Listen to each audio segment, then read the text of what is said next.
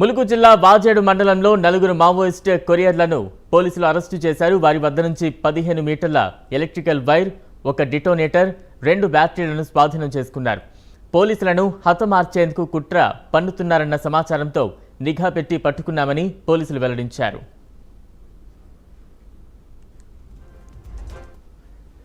వాజేడు నుంచి గుమ్మడిదొడ్డి రూట్లో వాజేడు ఊరి శివార్ల గల ఒక కలవట్ ఉంది. ఆ కలవట్ దగ్గరికి వెళ్ళే వరకు అక్కడికి ఒక 3 వ్యక్తులు మరియు వారితో పాటు ఒక హీరో ఒక బైక్ ఒకటి ఉంది. వారి చేతిలో కొంత మెటీరియల్ ఉంటే ఇమీడియట్లీ వాళ్ళని అక్కడే పట్టుకోవడం జరిగింది. వాళ్ళని పట్టుకుని వాళ్ళ బ్యాగ్ ఇట్లా చెక్ చేయగా వాళ్ళ దగ్గర కొంత పేలుడు పదార్థాలు, కార్టెక్స్ వైర్, డిటోనేటర్ మరియు టిఫిన్ బాక్స్ మరియు పెట్రోల్ కూడా దొరికింది.